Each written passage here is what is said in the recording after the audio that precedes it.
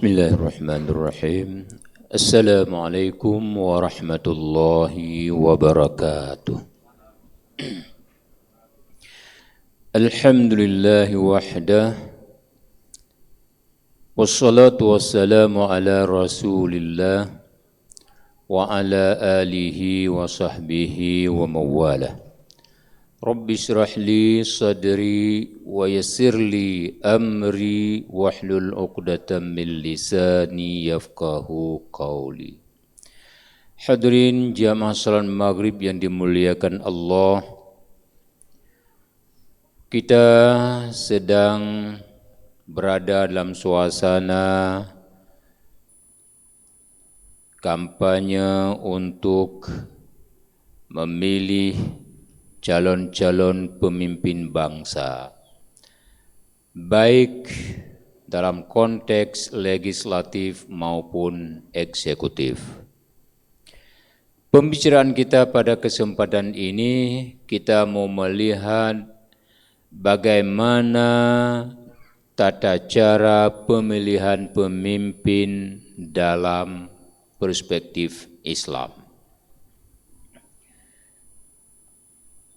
Kita faham bahwa Allah utuskan Muhammad sebagai Rasulullah sallallahu alaihi wasallam menjadi nabi, menjadi rasul, sekaligus menjadi pemimpin untuk alam raya ini.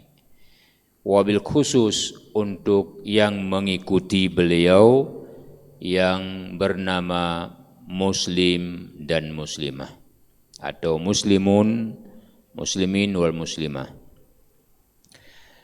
Rasulullah sallallahu alaihi wasallam telah meletakkan azas kepentingan kepemimpinan, sehingga beliau bersabda, "Idza kana thalathatu minkum fi safarin falyu'ammir ahaduhum."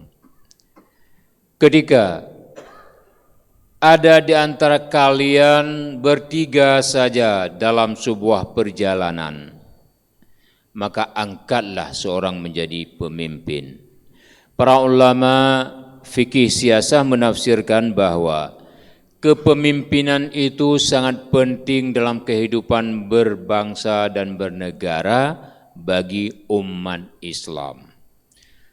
Lalu bagaimana tata cara pemilihan pemimpin yang pernah terjadi di zaman awal Islam, baik di zaman Nabi sendiri maupun setelah beliau? Sejarah mencatat Rasulullah sallallahu alaihi wasallam tidak diangkat, tidak dipilih oleh manusia, tapi Allah yang menurunkan wahyunya, menetapkan beliau sebagai rasul, sebagai nabi, dan beliau bekerja untuk mengajak umat manusia mentauhidkan Allah, sehingga secara otomatis nabi menjadi pemimpin bagi umat manusia, khususnya orang-orang yang mengikuti perintah Allah dan mengikuti ajakan Rasulullah sallallahu alaihi wasallam. Jadi nabi tidak dipilih oleh manusia, melainkan ditentukan dan ditetapkan oleh Allah Subhanahu wa taala. Fenomena pemilihan pemimpin dalam Islam berawal ketika Nabi wafat. Ketika Rasulullah sallallahu alaihi wasallam wafat, antara kaum Ansar dan kaum Muhajirin itu terjadi semacam ingin menguasai pengganti Nabi begitu. Jadi Nabi sudah wafat, masih di rumah, orang Ansar sudah duduk di balai Sakifah Bani Sa'idah, membicarakan siapa yang menggantikan Nabi. Orang-orang Ansar inilah orang yang asli Madinah, yang membantu pendatang dari Makkah.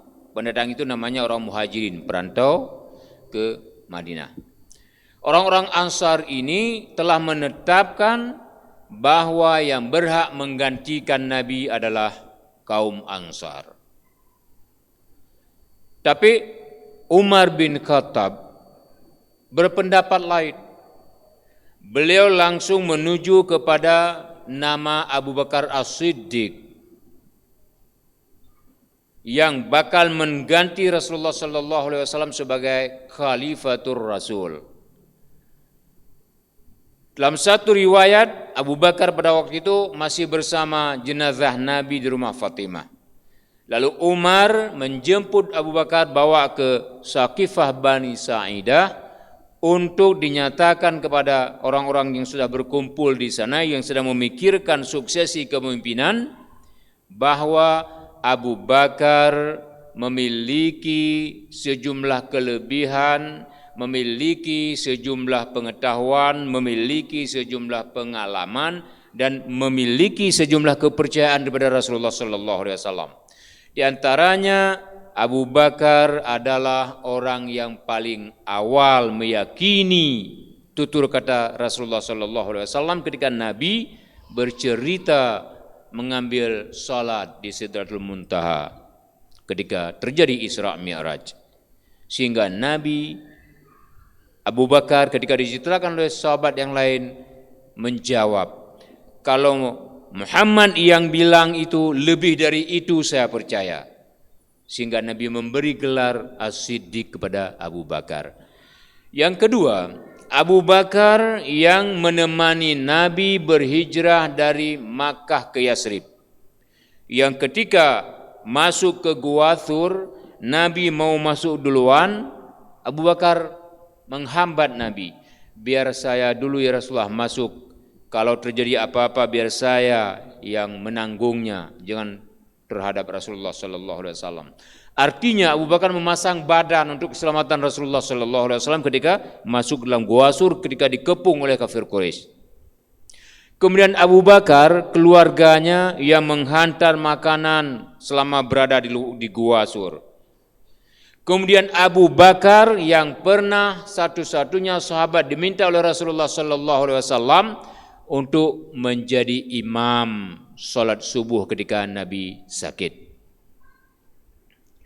Sejumlah alasan yang dikemukakan oleh Umar bin Khattab kepada jamaah di Saqifah Bani Sa'idah tadi untuk meyakinkan bahwa yang berhak menjadi pengganti Nabi adalah Abu Bakar As-Siddiq. Lain lagi pendapat Abu Bakar As-Siddiq. Inilah beda pemimpin dan ulama dahulu dengan pemimpin dan ulama hari ini. Abu Bakar malah menyodorkan Umar, mengemukakan sejumlah kelebihan Umar. Yang berhak menjadi pengganti Rasul adalah Umar ibn Khattab. Umar adalah panglima perang yang tangguh. Umar adalah pemberani. Umar adalah disegani oleh kawan dan ditakuti oleh lawan. Abu Bakar mengemukakan kelebihan Umar. Tapi apa yang terjadi? Belum lagi habis Abu Bakar mengemukakan kelebihan Umar, Umar langsung membaiat Abu Bakar As-Siddiq. Engkau yang berhak wahai Abu Bakar dari berbagai segi penilaian. Tidak ada sahabat lain yang pernah dimintakan oleh Rasulullah sallallahu alaihi wasallam untuk menjadi imam ketika beliau sakit.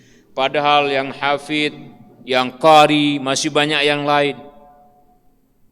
Tapi engkau yang dimintakan oleh Rasulullah sallallahu alaihi wasallam, langsung Umar membaiatnya. Kemudian diikuti oleh para sahabat yang lain. Itu prosesi pemilihan pemimpin pertama ketika pasca Rasulullah sallallahu alaihi wasallam wafat. Model yang kedua, ketika Abu Bakar As-Siddiq kurang sehat, Abu Bakar ternyata masih menyimpan perasaan lama ketika beliau menunjukkan Umar sebagai pengganti Rasul. Dan ketika beliau sakit, langsung saja Abu Bakar menunjuk, menyaksikan kepada para sahabat lain, kepada umat Islam, bahwa yang berhak menggantikan beliau menjadi pemimpin khalifah kedua adalah Abu Bakar, adalah Umar bin Khattab. Tiada seorang pun yang membantah penunjukan Umar bin Khattab sebagai pengganti Abu Bakar itu tidak ada seorang pun sahabat yang membantah. Kenapa demikian? Umar bin Khattab pada waktu itu merupakan seorang sahabat yang bintangnya di atas segala bintang-bintang sahabat yang lain. Memang keunggulan Umar bin Khattab itu tidak tersaingi pada waktu itu. Sehingga ketika Abu Bakar menunjuk beliau, sahabat lain menerima dan berbaiat kepadanya. Jadi kalau penunjukan Abu Bakar As-Siddiq tadi dengan musyawarah di Balai Saqifah Bani Sa'idah, pengganti beliau menunjukkan Umar bin Khattab. Lalu ketika pemilihan pengganti Umar, yakni Utsman bin Affan, ketika Umar bin Khattab ditusuk oleh Abu Lu'lu'ah sedang menjadi imam dengan tusukan beracun, sehingga semakin hari semakin berkurang kesehatan beliau. Para sahabat mendesak Umar bin Khattab untuk menunjukkan penggantinya sebagaimana Abu Bakar menunjuk beliau. Tapi Umar bin Khattab tidak menunjuk siapapun.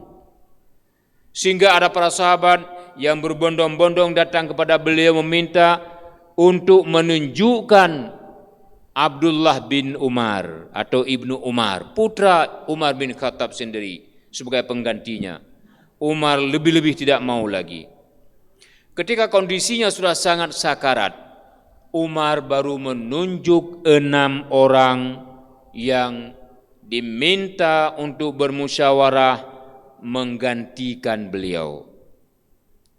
6 orang itu ada Utsman bin Affan, ada Abdurrahman bin Auf, ada Abu Ubaidah bin Jarrah, ada Ali bin Abi Thalib, ada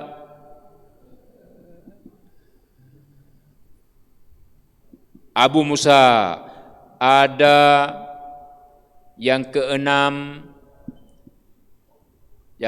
saya terlupakan. 6 orang yang ditunjukkan untuk memikirkan siapa pengganti beliau. Desakan untuk menunjuk anaknya Ibnu Umar semakin deras. Apa yang diambil sikap oleh Umar bin Khattab? Umar menunjukkan Abdullah bin Umar dengan kata kunci, Ibnu Umar tidak boleh memilih dan tidak boleh dipilih. Hanya sebagai penentu kebijakan saja. Ini beda dengan pemimpin-pemimpin hari ini. Tidak didesak oleh sahabat, tapi mengkondisikan undang-undang untuk bisa menunjuk putranya jadi calon pemimpin. Bertentangan penuh dengan sikap Umar bin Khattab. Akhirnya ketika 6 plus Ibnu Umar itu menjadi 7 orang itu berunding, maka terpilihlah Utsman bin Affan menjadi khalifah yang ketiga.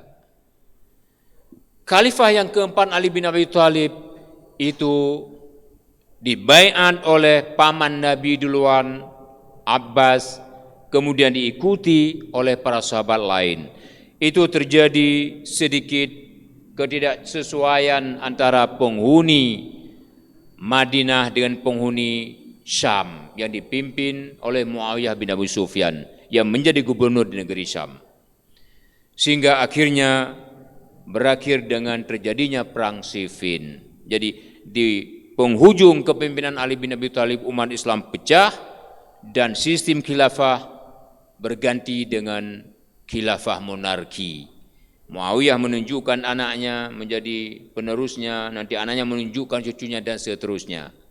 Hadirin dan dimuliakan Allah, ini gambaran bagaimana pemilihan pemimpin di awal Islam.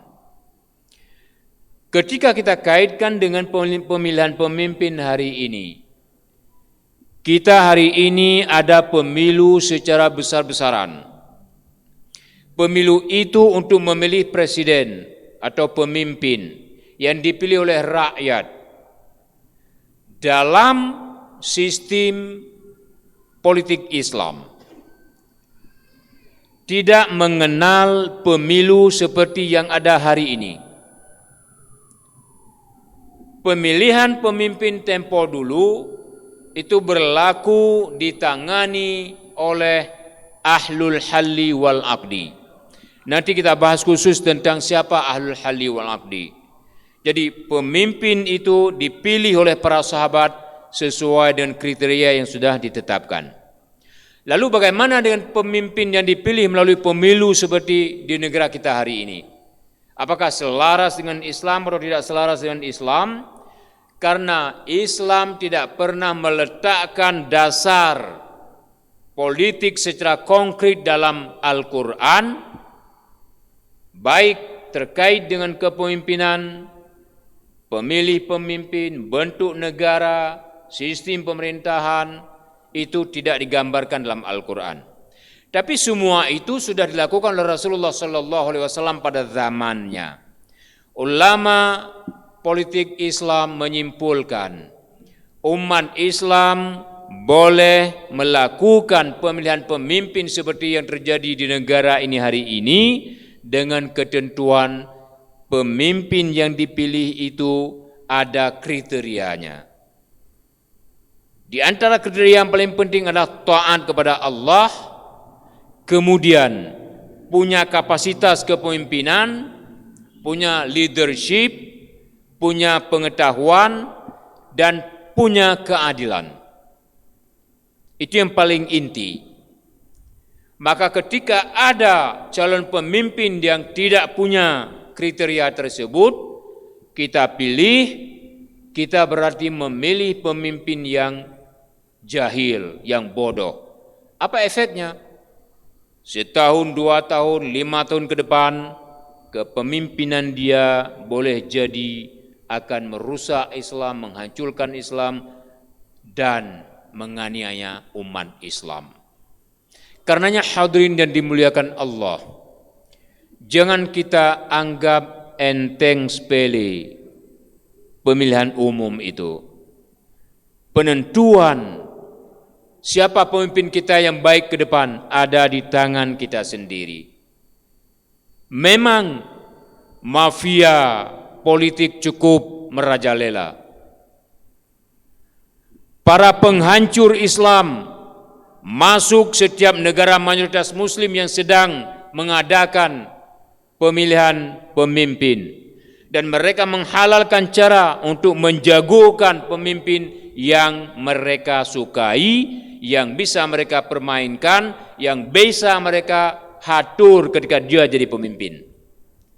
Karenanya hadirin dan dimuliakan Allah, kita tengok kalau ada calon pemimpin yang bermoral rendah, kalau ada calon pemimpin yang mengikat hubungan dengan kekuatan-kekuatan kafir, yang kekuatan kafir itu nyata-nyata menghancurkan Islam dan membunuh umat Islam, maka ketika kita pilih, kita berdosa.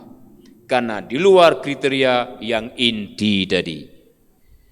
Hadirin dan dimuliakan Allah, Islam tidak kaku terhadap kepemimpinan. Islam tidak memaksa umatnya untuk memilih siapa menjadi pemimpin. Umat bebas memilih. Tapi umat ini harus sadarkan diri, memilih pemimpin bukan untuk orang lain, tapi untuk umat itu sendiri selama 1 periode 5 tahun ke depan. Kita sampaikan informasi ini kepada saudara kita di mana saja berada, sehingga umat Islam khususnya di Nanggro Aceh tercinta ini tidak buta politik, dan lebih-lebih lagi tidak buta politik Islam. Ketika umat Islam ini buta politik Islam, maka orang-orang jahat yang kita bilang tadi itu akan mengedepankan politik Machiavelli, politik menghalalkan cara untuk memperoleh jabatan. Ketika itu yang terjadi, kecurangan merajalela. Pemilu belum terjadi, tong suara sudah berisi dan sudah dicoblos. Pemilu belum terjadi, kertas suara sudah beredar di Taipei sana. Pemilu belum terjadi, gudang penyimpanan kertas suara secara ilegal sudah dideteksi oleh masyarakat. Itu model kepemimpinan yang menghancurkan kepemimpinan Islam. Semoga saja kita tercerahkan dengan sajian yang singkat ini. Wassalamualaikum warahmatullahi wabarakatuh.